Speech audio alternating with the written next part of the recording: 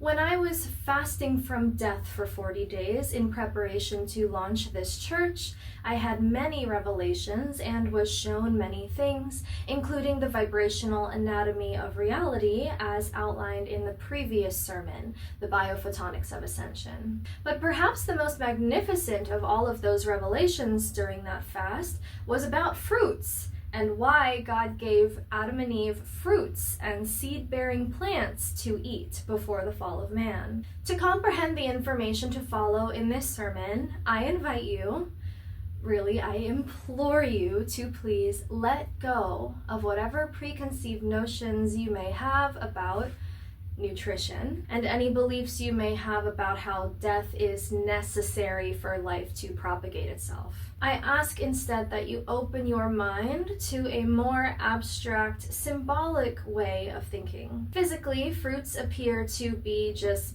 balls of sugar, fiber, vitamins, minerals, and people who only see on the physical level will tell you that exclusively eating fruits will not meet your nutritional requirements according to the FDA or whoever makes up such requirements. But metaphysically, fruits are crystallizations of light and sound.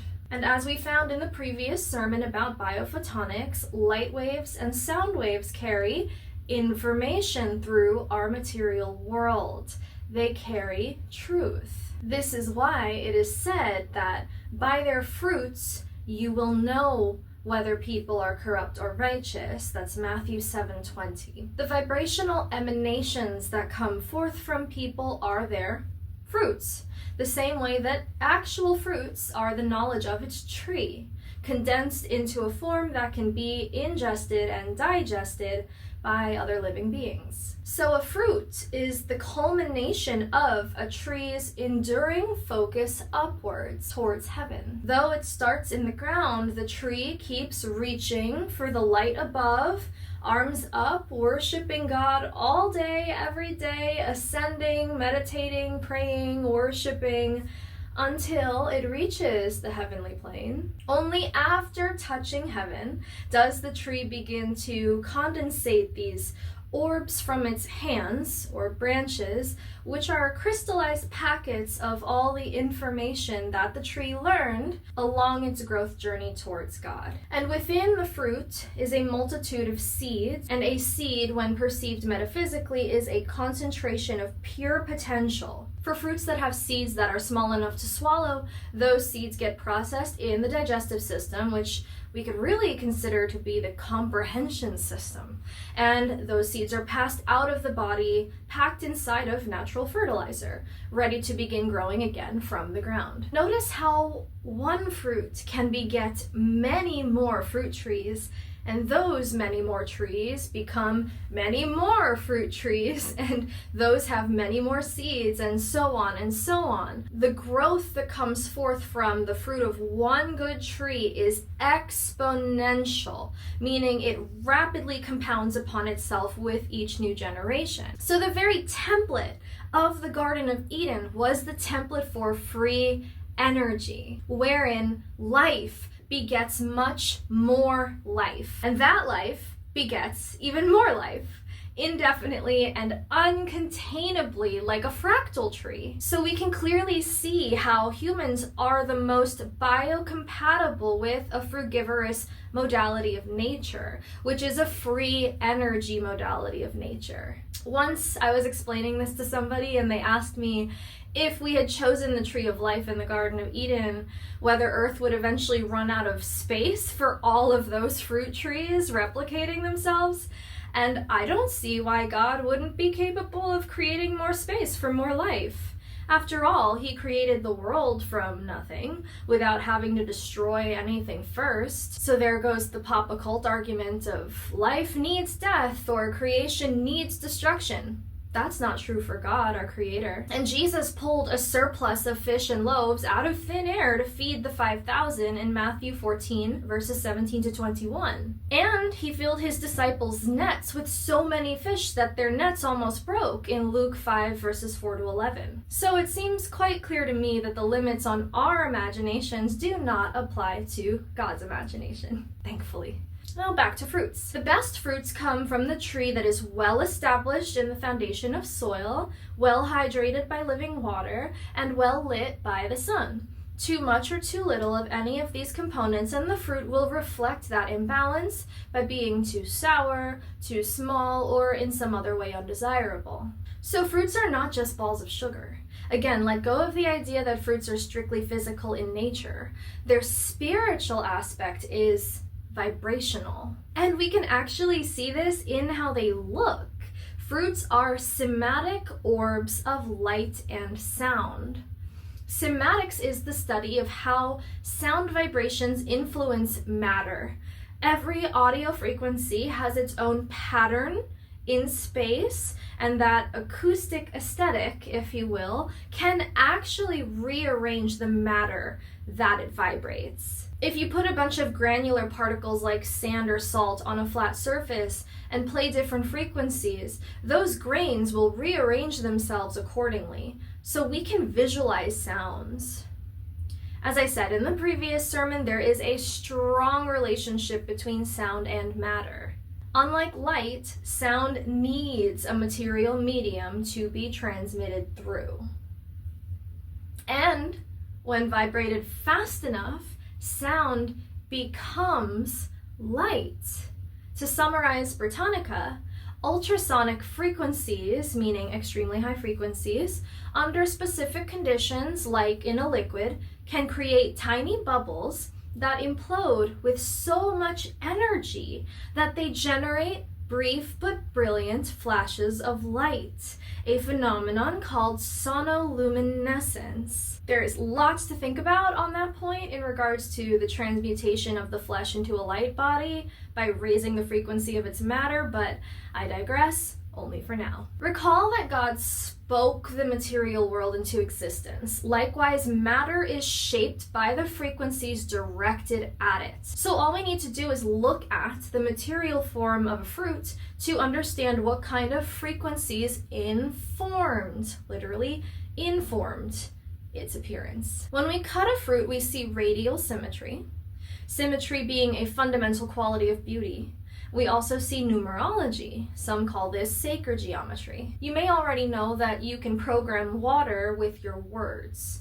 This has been thoroughly scientifically studied, and this video is a good starting point if you're not yet familiar with water's programmability. Considering the high water content of fruits and the clearly cymatic patterns visible in their radial symmetry, imagine the information carried by the water of fruits alone. It's like you're eating music. A symphony made of light and water. Now, to emphasize my ongoing assertion that God's original intention was for humans to live forever, and death was not God's will for us, I will make the case that fruits are a deathless food. Unlike the meat from animals, which requires the animal to die, taking fruits from a tree does not kill the tree. And you may be thinking, well, fruits grow from soil, and soil is made of decomposed things, so I'll point you to this passage from Man's Higher Consciousness by Hilton Hotema. In our work, The Nutritional Myth, we stated that no chemist can find in the ground in which grows a giant tree the ash, minerals, carbon, wood, and chlorophyll contained in the body of the tree and its leaves. Nor does a tree consume the soil in which it stands. If so, as evidence of such consumption, a depression should surround every tree. A large tree weighs tons, and all the earth still surrounds it that was there when it was a small sprout. The roots appear to serve only as anchors to hold the tree in place and complete the electromagnetic circuit of life. If corn or wheat is planted in moist sawdust around a magnet or lodestone, growth is promoted without adding more elements. No real relation appears to exist between the elements in the soil and the plant. Examination shows that plants contain elements which never exist in the soil. They are supplied by cosmic rays. And quick side note here, cosmic rays are the most powerful frequencies of light that we are aware of. at the highest end of the vibrational spectrum. So going back to the previous sermon, cosmic rays would be as close to God as a waveform can get. It is the general belief that crops consume the soil in which they grow. Jan van Helmont did not believe it. In the 17th century, he weighed the soil he put in a tub, then planted a tree in it. At the end of 4 years, the tree was 6 feet high and weighed many pounds, but the soil in the tub weighed the same. The growth of the tree resulted from the elements supplied by cosmic rays. There must be ground connections in the case of plants to complete the life circuit. Ground connections are necessary to complete the circuit for electric instruments. Trees grow not in certain areas, nor grow well in what is termed poor soil. They improve if given proper fertilizer. To make the circuit effective, the right minerals must be in the ground, and there must also be moisture. It is not the tree that needs the minerals. They are required to supply the condition necessary for proper electromagnetic action. You know more about motor car batteries. When the battery weakens and runs down, it is recharged. The recharging process does not infuse electricity into the battery, it only changes the chemistry of the battery fluid.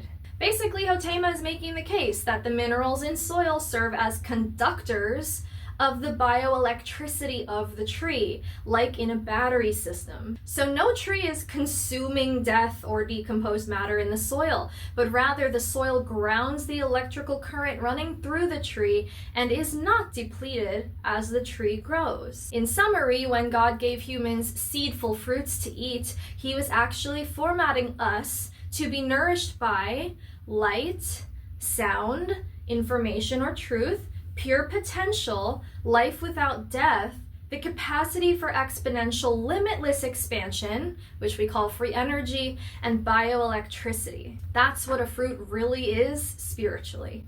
And that's why God's original design was for humans to eat fruits and seed-bearing plants. God's brilliance astounds me. And I will go as far as to say that humans don't even need to eat fruits to live. We are fed directly by the vibrations of God, as Jesus said in Matthew 4:4.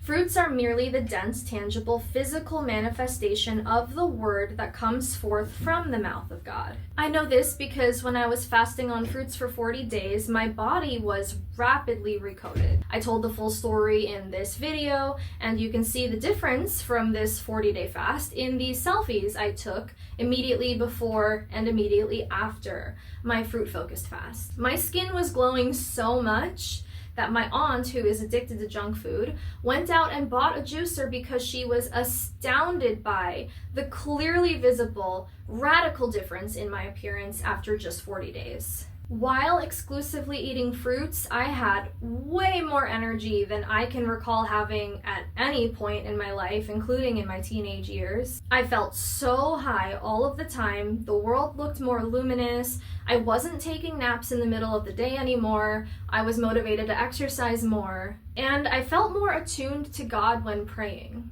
So it's quite a travesty that we've been programmed with manipulated information about the ideal human diet, brainwashed to believe that our sustenance comes from the blood of killed beings, when demonstrably our energy has always come directly from God our Creator, our source, the one true ever-living God. And fruits were like a bonus pleasure God gave us to enjoy in our original paradise. Our original food was free energy made manifest as fruits. And that food was never an obligation for us to eat, but rather a means to fulfill our first God-given purpose, to be stewards of nature and propagators of life eternal. God's command to Adam and Eve in Genesis 1:28 to be fruitful and multiply takes on a whole new meaning when seen through this fruitarian free energy lens. To complete this sermon, let me assure you that I am not prescribing a diet to anyone. I am simply sharing with you what God revealed to me during a fast where I was specifically seeking to comprehend, viscerally and through direct experience, the qualities of life, life only, and life forever. In all things, seek God's counsel. And if it's the science you're interested in, I have made some recommendations in the description below of fruitarians who cite scientific research about the benefits of a fruit-based lifestyle.